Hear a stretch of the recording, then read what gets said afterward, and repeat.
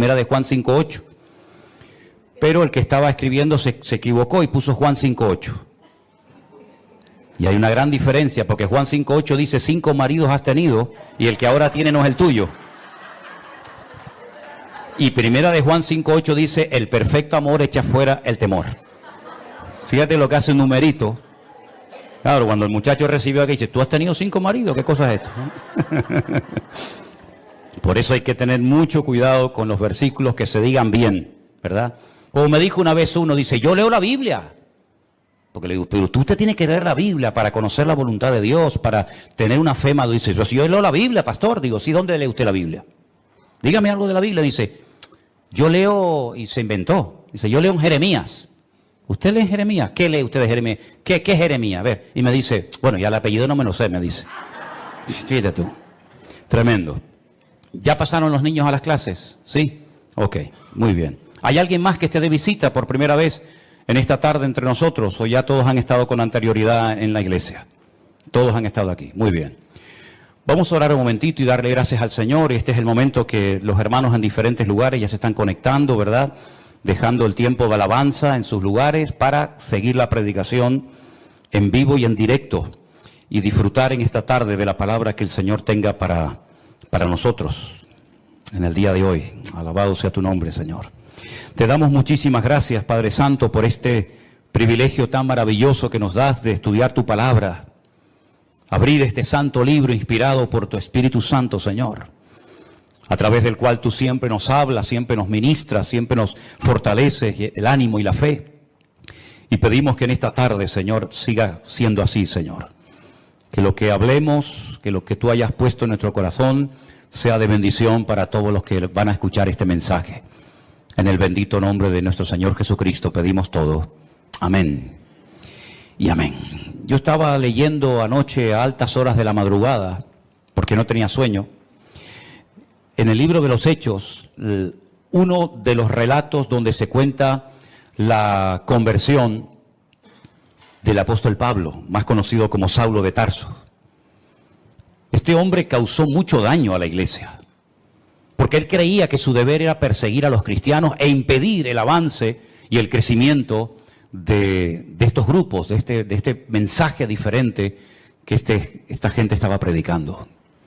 Él dice cuando se convirtió que él consideraba que este era su deber, que Dios lo había, por así decirlo, como elegido para que él impidiera que los cristianos se expandieran y para que esta secta, como se le llamaba en aquel tiempo, fuera conocida en todas partes del mundo. Dice que envuelto en este proyecto de obstaculizar, de impedir el avance y el crecimiento de este grupo, de este movimiento nuevo, él se acerca a las autoridades religiosas de su época y les pide autorización para poder viajar a otras naciones y traer a Jerusalén a personas que formaban parte de este grupo y forzarlos a renegar de su fe en Cristo. Y entonces dice que él recibe unas cartas que le autorizan a ir, por ejemplo, a Siria, concretamente a Damasco, su capital, para traer creyentes a Jerusalén y allí forzarlos y probablemente hasta torturarlos. Y vete tú también saber si hasta matarlos, para que volvieran otra vez al cumplimiento de la ley de Moisés y a todas esas cosas que sabemos. Y el capítulo 9 nos cuenta parte de su testimonio y dice la palabra de Dios que mientras él iba camino hacia Damasco, él cayó a tierra. Algo le pasó. La presencia del Señor fue tan poderosa que él cayó desplomado al suelo. Y entonces queda automáticamente ciego. Y oye una voz que le hablaba en hebreo. Y la voz le decía, Saulo, Saulo, ¿por qué me persigues? Dura cosa te es dar coces contra el aguijón. Él no entiende lo que está pasando. Él no sabe ni siquiera quién le está hablando. Y es entonces cuando él se atreve a preguntar, ¿quién eres? Y la voz le dice, yo soy Jesús, a quien tú persigues. Se queda realmente sorprendido, pierde la capacidad de poder moverse libremente porque ha quedado ciego y dice que está 3 días sin comer ni beber absolutamente nada. Y allí está esperando a ver qué va a pasar con su vida. Había en esa ciudad un discípulo llamado Ananías, que no lo vayan a confundir con el Ananías que cae muerto en la iglesia primitiva, que era el marido de Zafira, ¿se acuerdan? Había un tal Ananías que el Señor le habla y le dice, levántate, ve a la calle que se llama Derecha, busca en casa de un tal Judas a un tal Saulo de Tarso, porque él allí está orando. Y ha visto en visión a un varón llamado Ananías que entra y le pone las manos encima para que recobre la vista. Ahora, lo que va a responder Ananías, en cierto sentido, a mí me recuerda un poco la actitud de Moisés cuando el Señor lo llama a través de aquella zarza que ardía y no se consumía en el desierto, ¿se acuerdan? Cuando el Señor le habla y le dice que ha llegado el momento de volver a Egipto, de sacar al pueblo de la esclavitud, etcétera, etcétera, y él ha sido escogido por el Señor para cumplir con esta función. Y él pone todo tipo de excusas y bueno, Señor, no me van a creer, yo soy un hombre que no tengo facilidad de palabra, etcétera, etcétera. Y el Señor, pues después de una serie de pruebas, lo logra convencer y finalmente él va. Bueno, pues fíjense cómo responde a esa orden Ananías al Señor y le dice, Señor, he oído de muchos acerca de este hombre, cuántos males ha hecho a tus santos en Jerusalén. Y aún aquí tiene autoridad de los principales sacerdotes para prender a todos los que invocan tu nombre. Como diciendo, Señor, yo sé que tú eres perfecto y tú no te equivocas, pero tú me estás mandando a que vaya a orar y le ponga mis manos encima a un hombre que es un peligro. Un hombre que tiene poder incluso en esta ciudad para llevarnos presos y matarnos si quiere en Jerusalén. Por lo tanto, no sé, no lo dijo, pero probablemente le pasó por la mente. Decir, si hay otro por ahí que tú pudieras mandar, yo te lo agradecería, ¿no? Pero el Señor le dice, ve, porque instrumento escogido me es este, para llevar mi nombre en presencia de los gentiles, de los reyes y de los hijos de Israel. Porque yo le mostraré cuánto le es necesario padecer por mi nombre.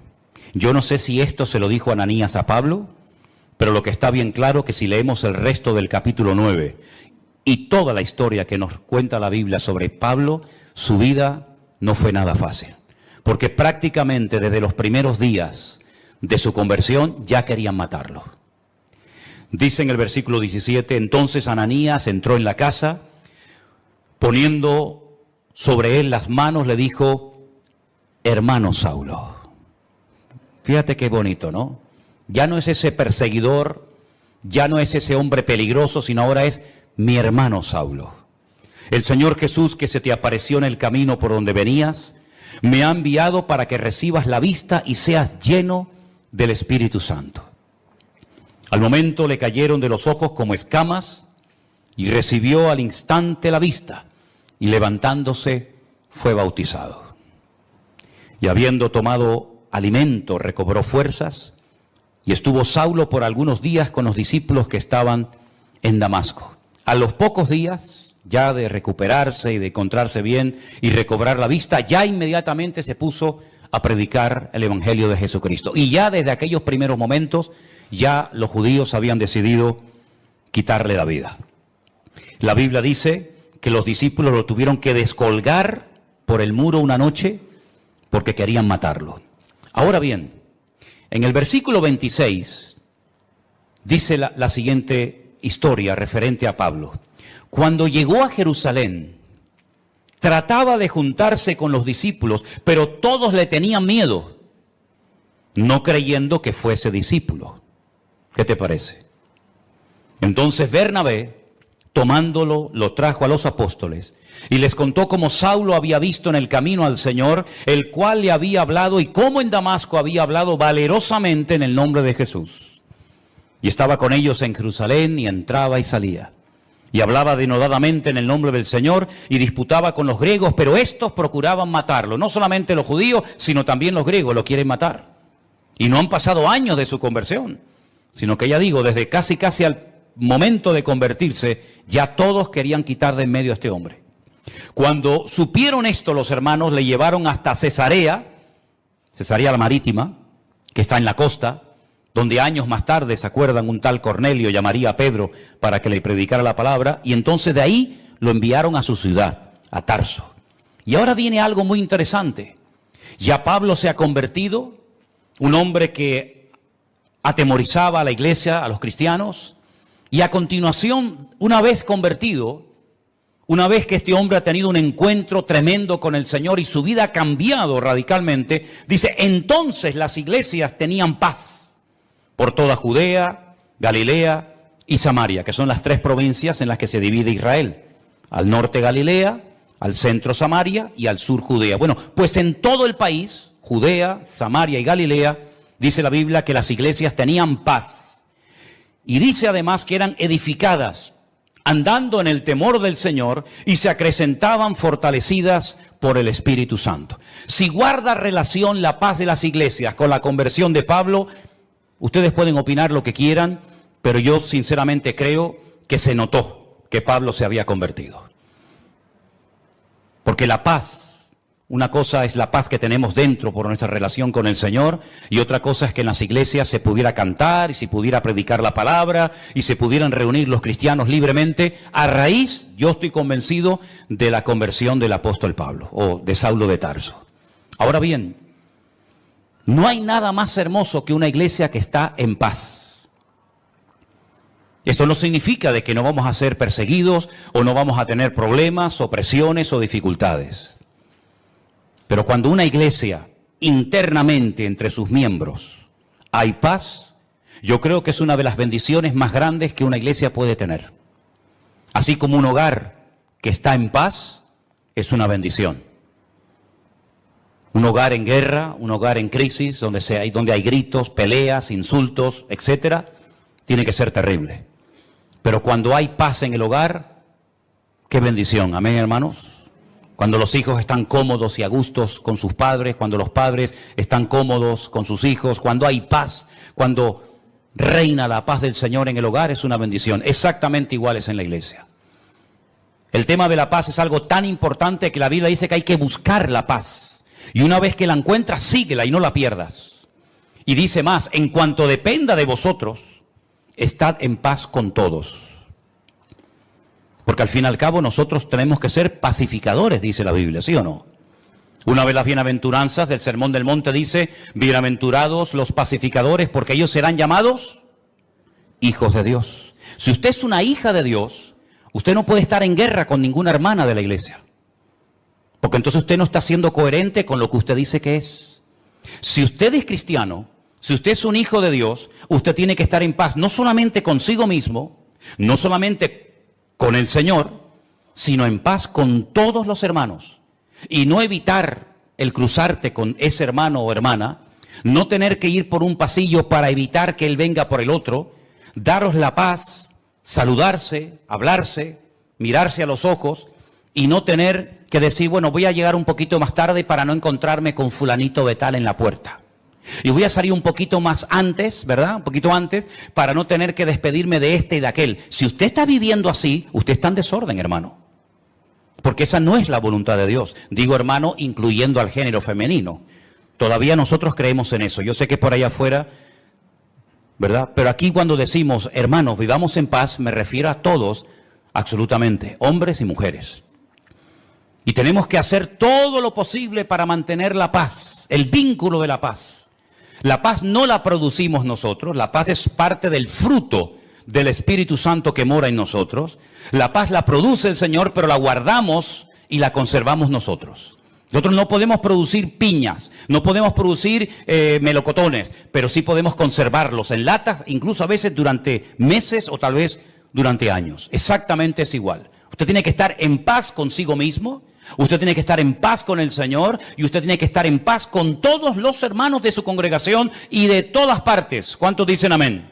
Y si usted opina lo contrario o está viviendo de una forma contraria, usted y yo con la autoridad que Dios me ha dado, le digo, usted está totalmente en desorden y fuera de la voluntad de Dios. Usted no puede, bajo ningún concepto, tener algo contra un hermano, venir a la iglesia, cantar, escuchar la palabra, levantar sus manos, etcétera, etcétera.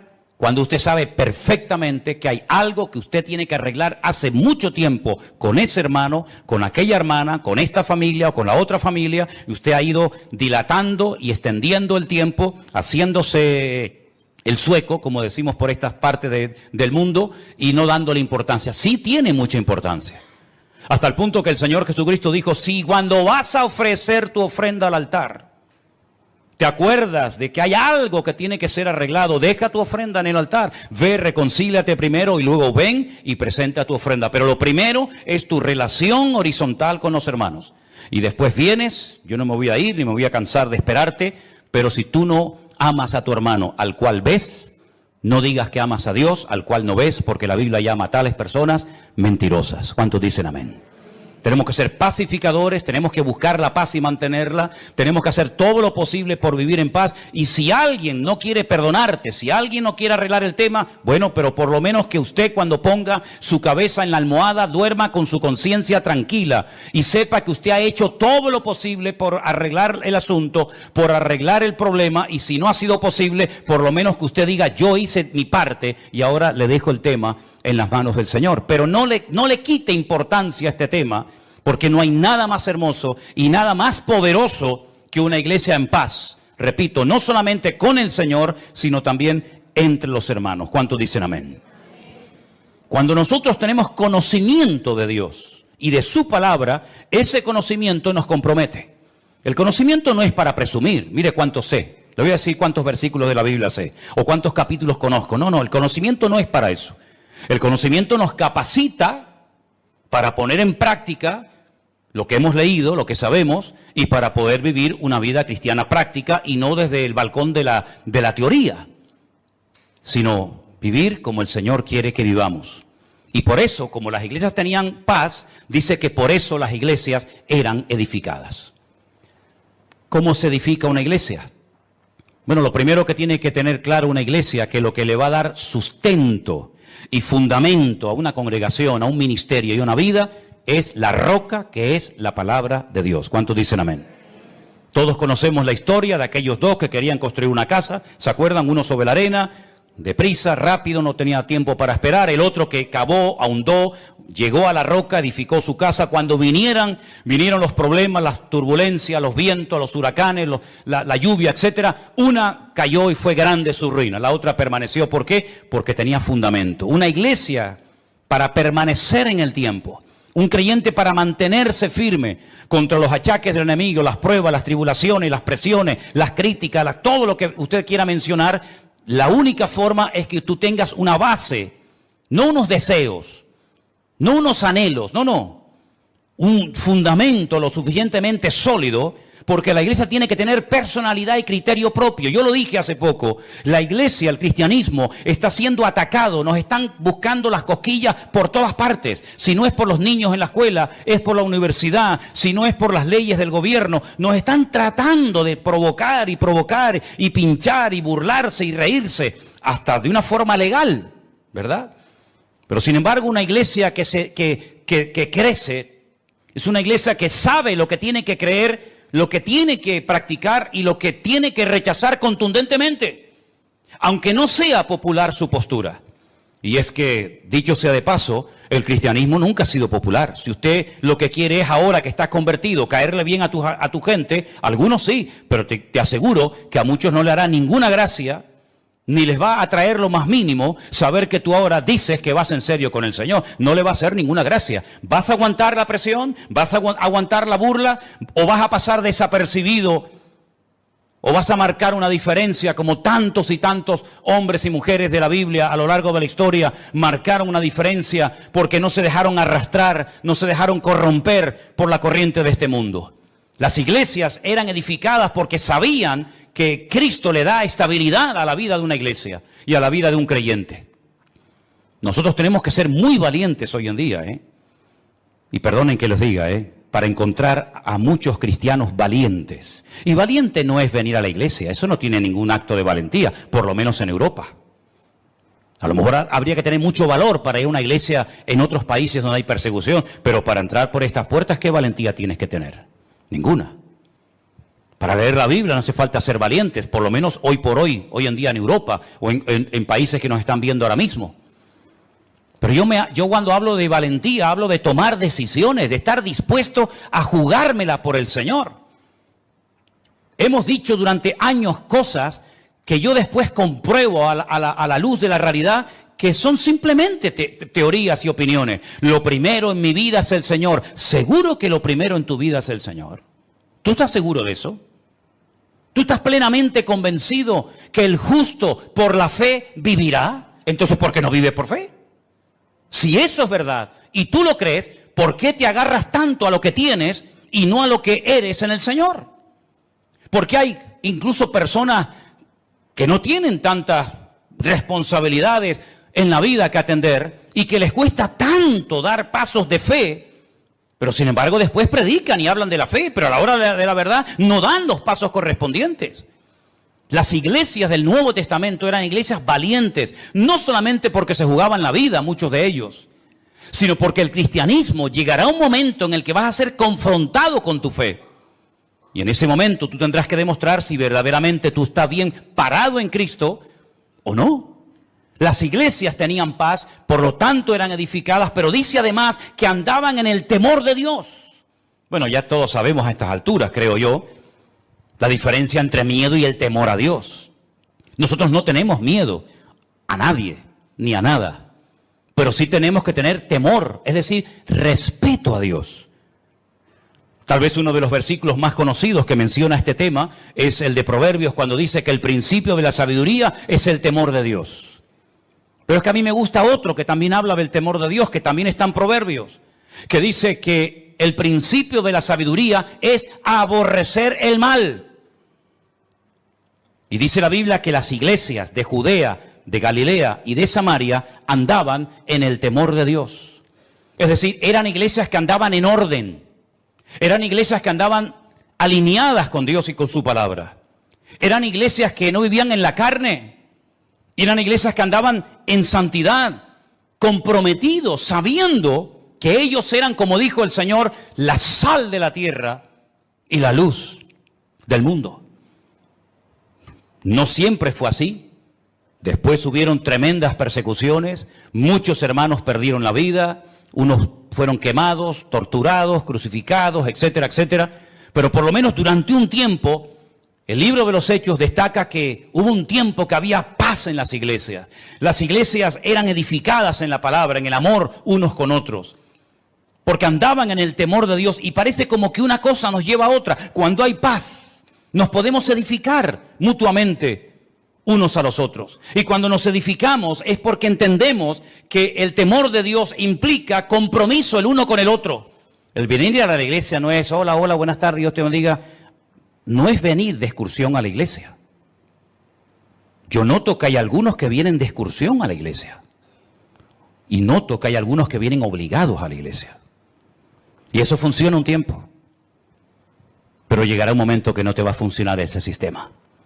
Llegará un momento que el niño o la niña te dirán, no voy a la iglesia. Y ya no sirve.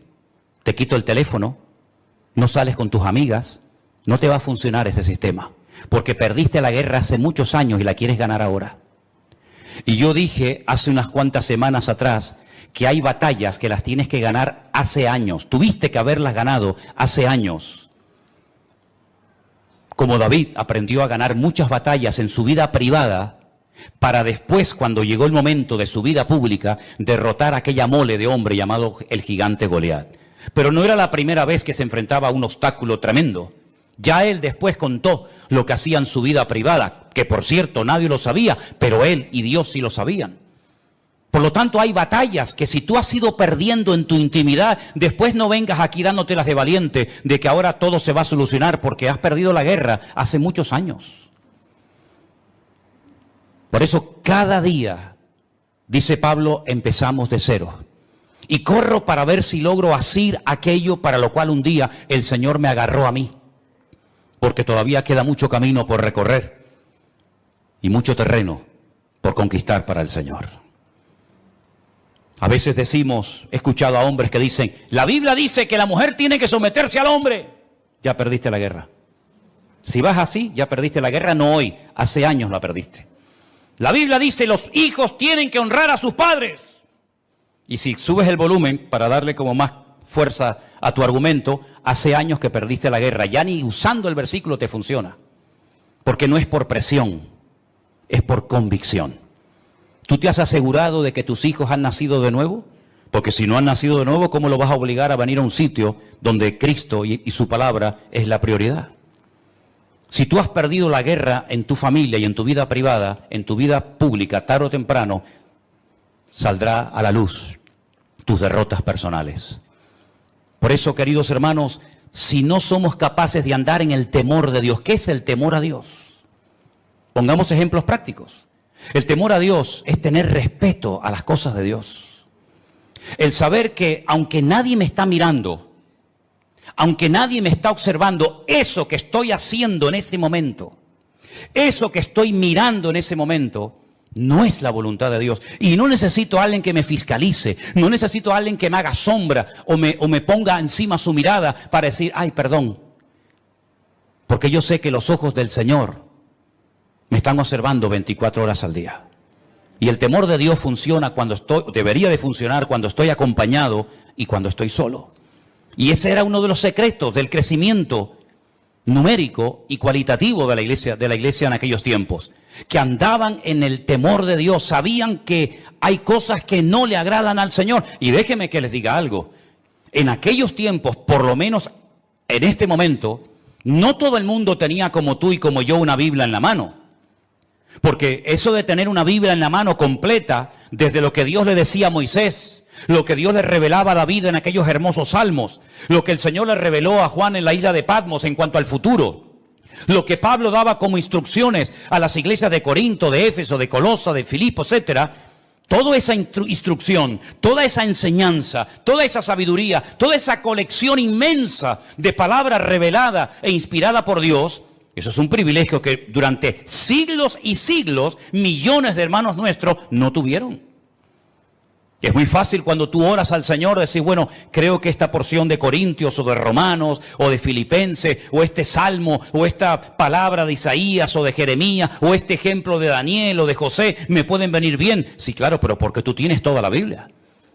Pero te repito, durante siglos y siglos hubieron millones de hermanos nuestros que nunca tuvieron el privilegio de tener una Biblia en sus manos. Y eso es algo que tenemos que valorar. Hay cosas que tenemos que valorar en nuestra vida para que nuestra vida realmente sea una vida fructífera y bendecida por el Señor. Y una de ellas es tener toda la palabra de Dios en mi mano, a la cual puedo recurrir y estudiar y escudriñar en cualquier momento. ¿Cuántos dicen amén? Otra cosa muy importante que tenemos que valorar es la iglesia que tenemos. ¿Saben cuántos hermanos les gustaría tener un lugar donde poder congregarse y no lo tienen? Bien porque a lo mejor no hay una iglesia cerca de su casa, bien porque las que hay son un desastre y enseñan cosas que no son bíblicas, por el motivo que sea. Pero ¿sabes el privilegio de poder tener un lugar donde tú puedes encontrarte con otros hermanos cuantas veces tú quieras? ¿Saben el privilegio que tienen, por ejemplo, nuestros hermanos allí en San Francisco, con lo que estuve la semana pasada, de tener una iglesia? Amen su congregación, amen las personas que están trabajando allí, dando su tiempo y su vida. Hay algunos que tienen la sensación de que siempre lo que no tenemos es lo mejor y no lo que tenemos. Siempre la mejor iglesia es la que no tengo, el mejor pastor es el que no tengo, los mejores líderes son los que no tengo. ¿Cuándo llegará el día en que muchos cristianos inmaduros y carnales se den cuenta que lo mejor no es lo que me falta, lo mejor es lo que ya tengo, que me dio el Señor hace mucho tiempo? ¿Cuántos dicen amén? Dele gracias a Dios por sus hermanos. Dele gracias a Dios por la Biblia, dele gracias a Dios por sus obreros, por sus pastores, dele gracias al Señor por su iglesia. No esté siempre con un ojo por arriba y con un ojo por otro lado. Valore lo que tiene.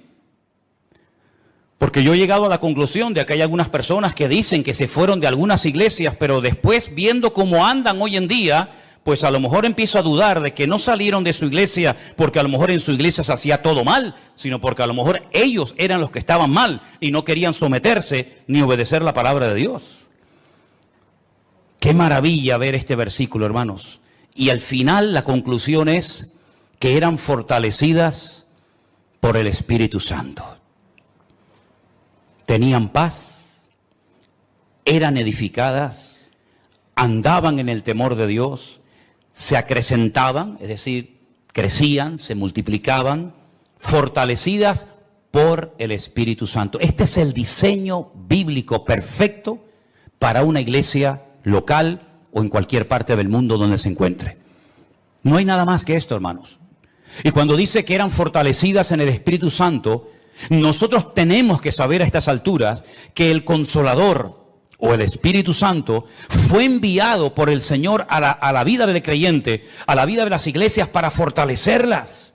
Miren, algunas cosas que dijo el Señor en los días previos a su despedida, cuando observó a sus discípulos un tanto tristes. Les dijo, no os dejaré huérfanos, tranquilos, no se pongan nerviosos, no estén así preocupados. Yo me voy, pero yo le rogaré al Padre para que os envíe el Consolador, al Espíritu Santo, el cual estará con vosotros para siempre.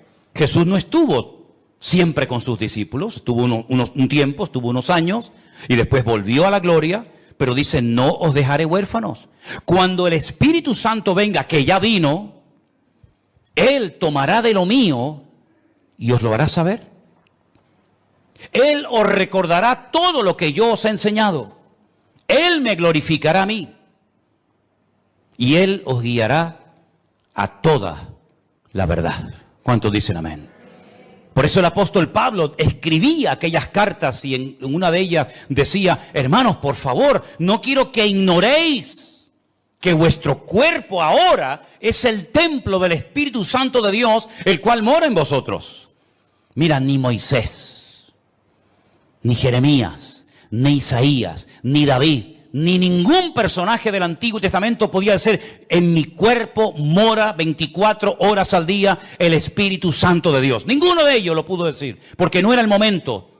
Pero ahora, en estos tiempos, desde que nació la iglesia en el día de Pentecostés hasta el día de hoy, nosotros podemos asegurar con la Biblia en la mano de que nosotros somos portadores, templo del Espíritu Santo de Dios, el cual mora en nosotros.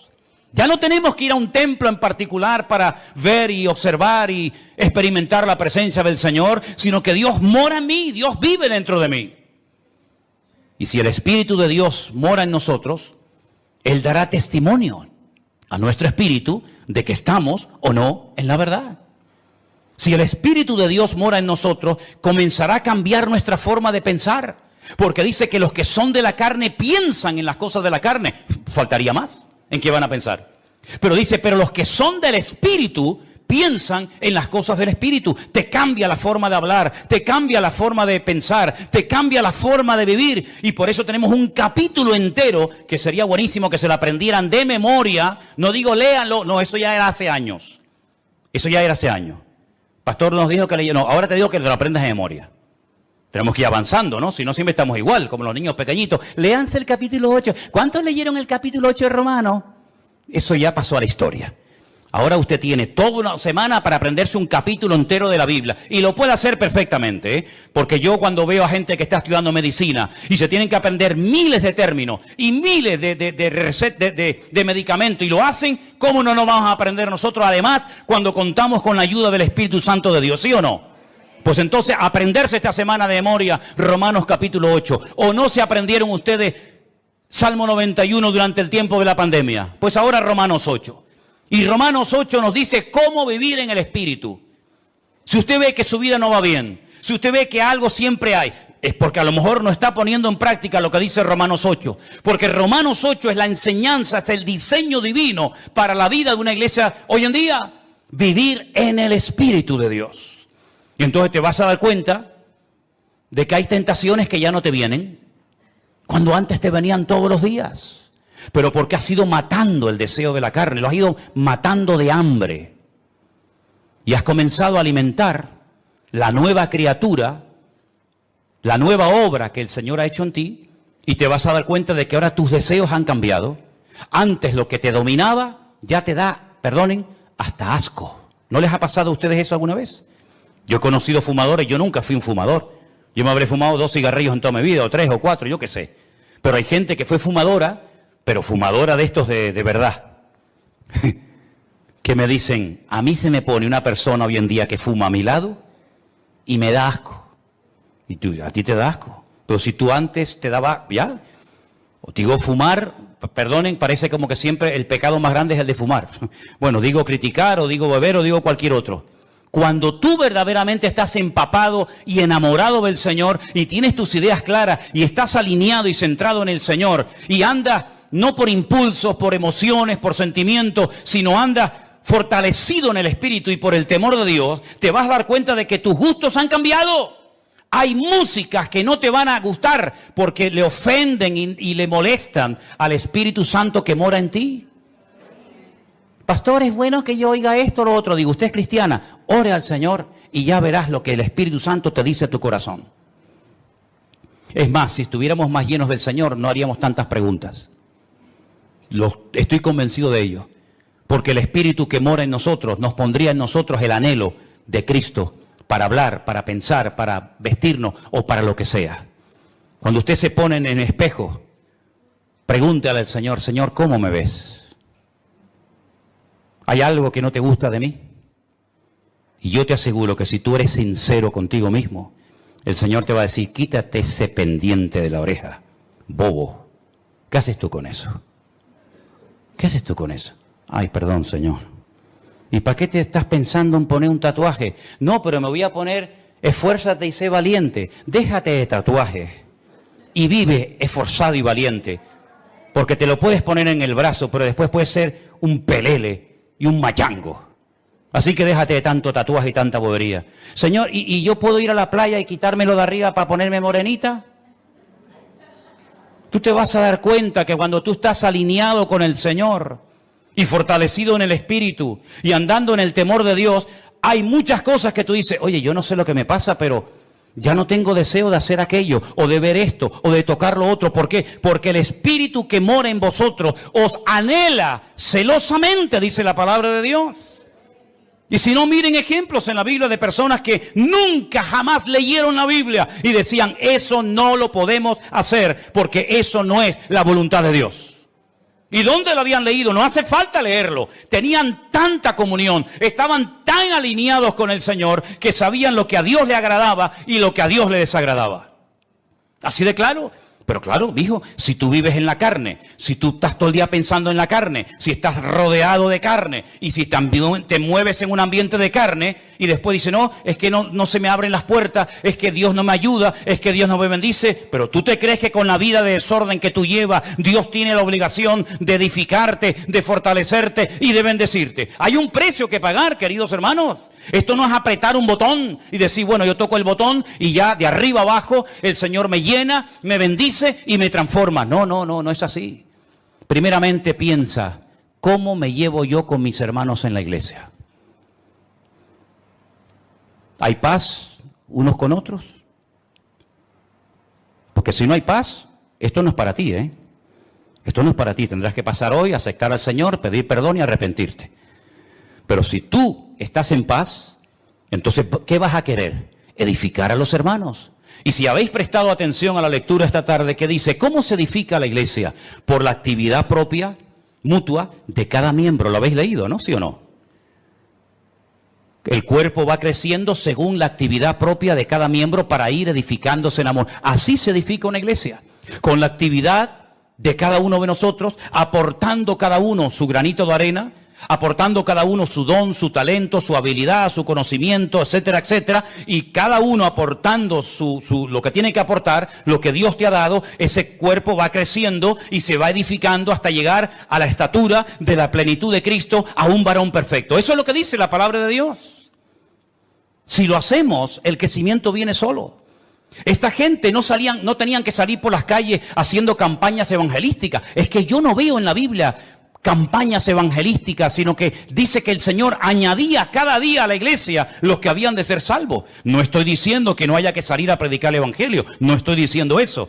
Lo que estoy diciendo es que el Señor mandaba a la congregación y era la iglesia un imán que atraía a la gente, porque el estilo de vida de los creyentes era diferente, y lo que hoy en día la gente está buscando es gente que sea honesta, que sea sincera, que vivan lo que predican y no que digan una cosa y que luego hagan otra.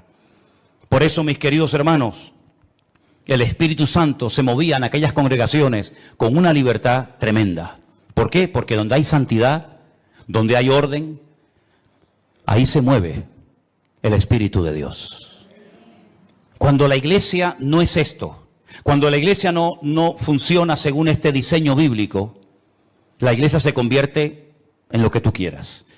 En un club de amigos, en una ONG, en un lugar de altruismo, en un lugar donde se reparte tal vez comida, pero la iglesia perdió la función de ser el agente de Dios en este mundo.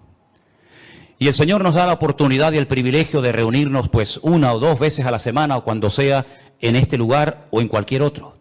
Pero durante la semana la luz se esparce. Ahora la luz está concentrada en un lugar.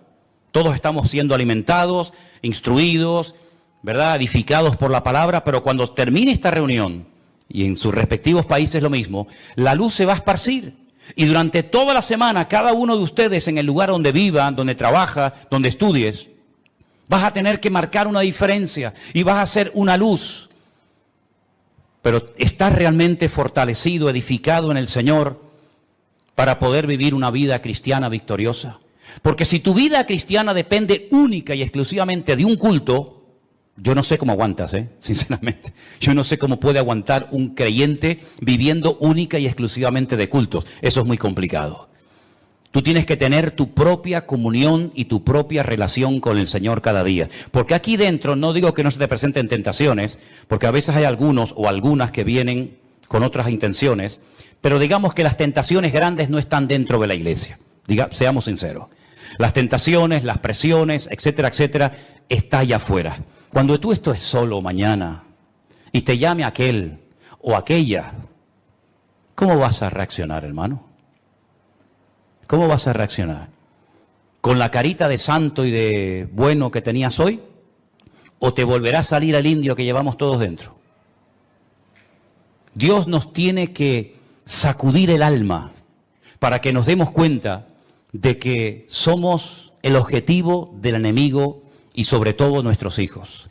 Que Dios nos ayude a entender que cuanto más unidos, más arraigados a la palabra, más en santidad, en paz y en orden vivamos, más fortaleza espiritual todos vamos a tener para poder vivir una vida cristiana victoriosa. Saulo estuvo 15 años sin aparecer en la escena. A los 15 o 16 años vuelve a aparecer, ya el Señor le ha revelado el Evangelio, ya viene con otras, ¿verdad?, con otro estilo de vida. Pero lo que está bien claro es que todos y cada uno de nosotros somos responsables de nuestra vida cristiana. Usted no puede depender de cultos, no puede depender de pastores, usted tiene que depender única y exclusivamente de su relación con el Señor. Mi pregunta es, y concluyo, ¿está usted en paz con el Señor? ¿Y con usted mismo? Porque hay gente que está enfadado con ellos, ¿sabían eso? Hay gente que no se soporta, no se aman. ¿Y cómo va usted a amar al prójimo si al prójimo hay que amarlo como a ti mismo? Hay gente que está enfadada con ellos mismos. No le gusta su cuerpo, no le gusta su gordura, no le gusta su delgadez, no le gusta su altura, no le gusta no sé qué. Están enfadados, están con problemas personales terribles. Y llevan años arrastrando, y mira cómo estoy, y mira cómo no estoy, y mira el granito aquí, y mira el granito allá, y mira que no sé qué. ¿Ya te has aceptado a ti misma? ¿Sí o no? Yo me acepté a mí misma hace muchos años, No tengo ningún problema personal conmigo mismo. Estoy en paz con Dios, estoy en paz conmigo mismo, pero en lo que tenemos que esforzarnos cada día es estar en paz con todos los hermanos, ¿sí o no? Esa es nuestra obligación. No va a venir el arcángel a decir, vete a hablar con ella, llámala aparte, vete allí, arriba, abajo, y arregla este tema antes de que te vayas de la iglesia. Es una vergüenza que hay creyentes que a veces tienen una oportunidad en un culto para arreglarse con un hermano y no aprovechan la oportunidad y se van. Y si te hubieras muerto durante la semana, te vas de este mundo con la pena de no haber arreglado la situación con este hermano o con esta hermana. Es nuestra obligación, es nuestro deber, ¿verdad? ¿Estás edificándote en el Señor cada día? ¿De qué estás comiendo, mi hermano? ¿Qué estás comiendo? ¿Qué estás alimentando tu alma? ¿Con la palabra de Dios, con buena literatura cristiana, teniendo comunión con el Señor y con su palabra? ¿Estás comiendo sanamente o estás comiendo basura? Ustedes saben que se ha puesto de moda la comida basura, es la más rápida, ¿no? Ay, hermano, me invitaron unos hermanos a comer un potaje en su casa. Qué diferencia comerte un buen potaje a comerte una birria de hamburguesa. Hazme el favor. ¿Estás comiendo bien espiritualmente hablando? ¿Estás comiendo bien? Es tu obligación, no la mía, es la tuya. ¿Estás fortaleciéndote en el Señor? ¿Estás andando en el temor de Dios? ¿Estás huyendo de ciertos y determinados ambientes y lugares y personas que te pueden contagiar y te pueden perjudicar tu desarrollo y tu crecimiento espiritual? ¿Te das cuenta cómo hay muchas cosas que no dependen de un pastor o de una iglesia, sino son cosas que somos nosotros los responsables delante de Dios de tomar esas medidas preventivas para poder construir una vida cristiana victoriosa? Medita en todo esto que has escuchado esta tarde, hermano. Porque hay gente que a lo mejor no tienen paz en su corazón porque no están haciendo esto que hemos leído esta tarde. No se están edificando en el Señor, no tienen comunión con el Señor y por lo tanto no tienen paz. Pero la paz es posible, dice la Biblia.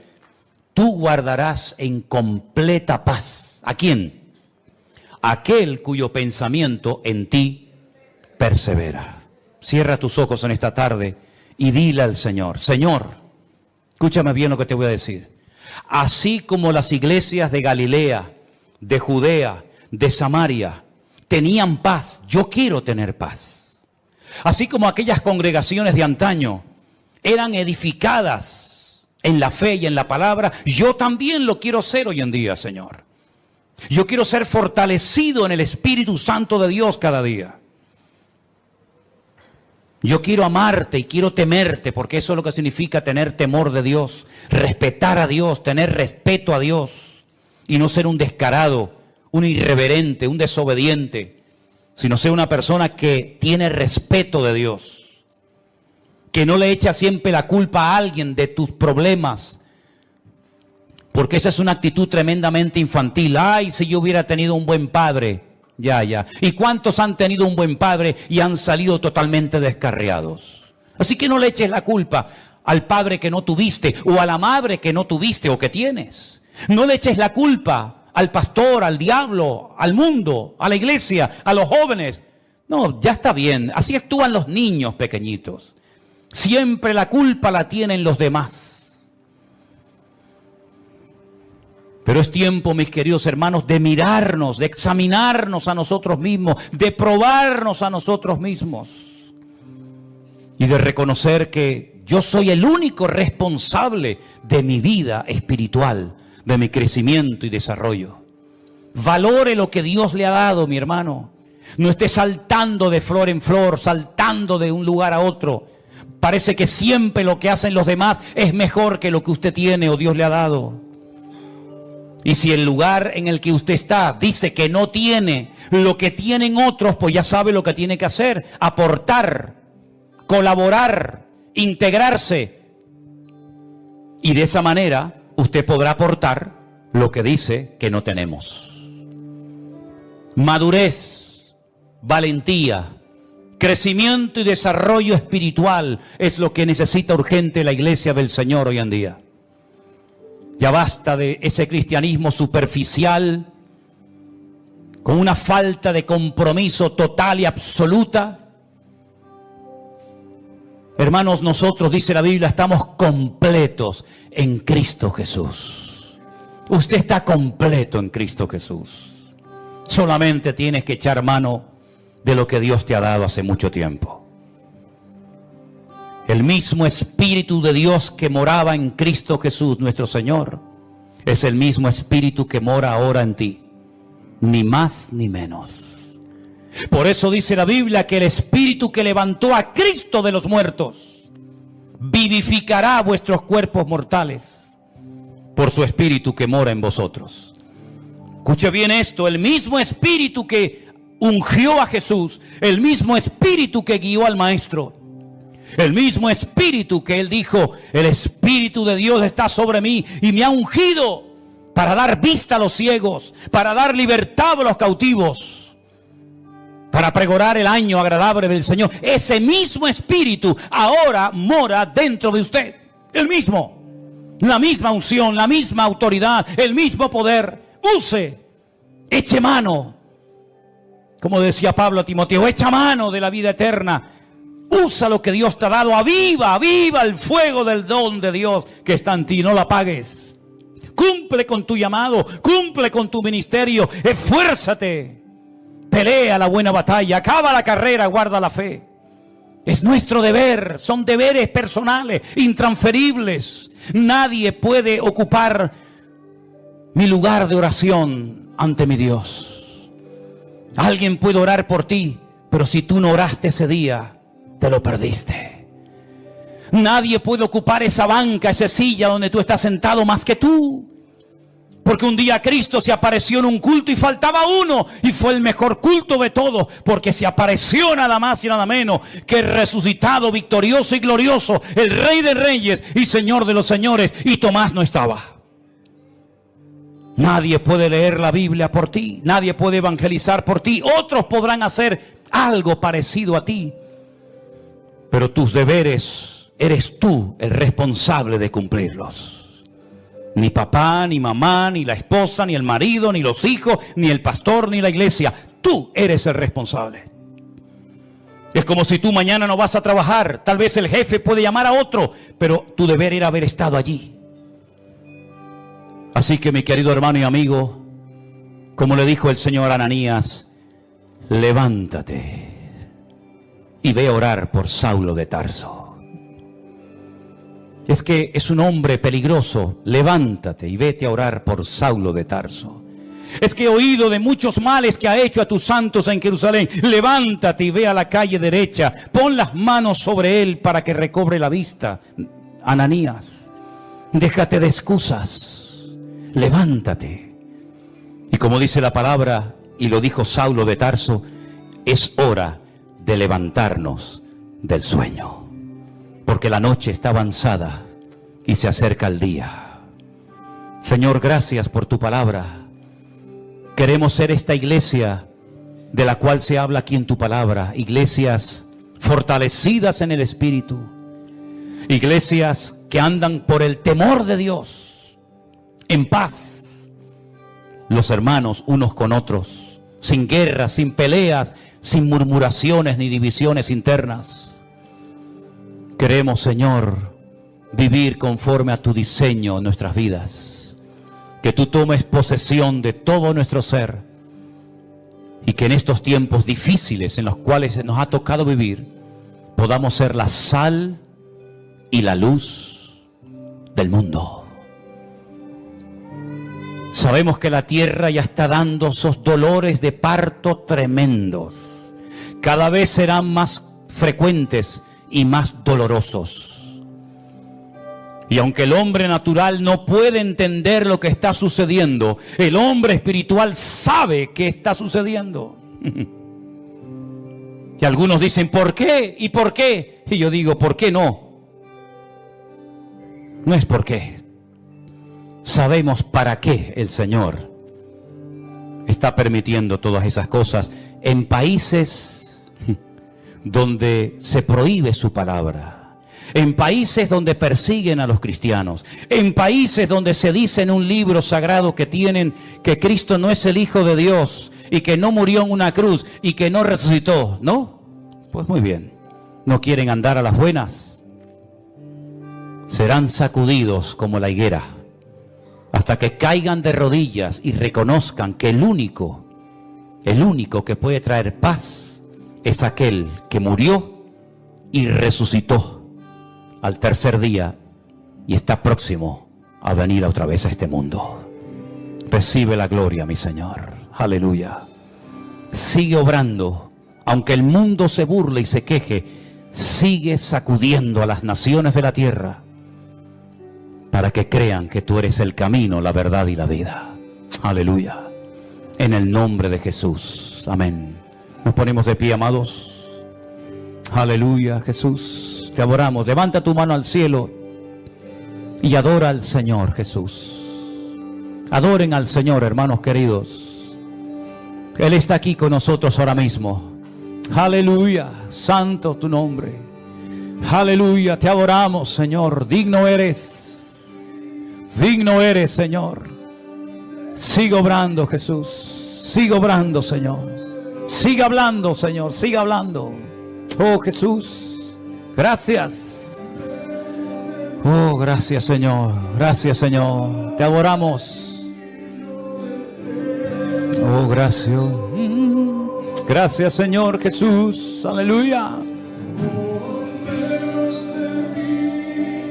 Y más de ti. Sí, Señor. Gracias, Jesús. Te adoramos, te adoramos. Te adoramos, Señor Jesús. Aleluya.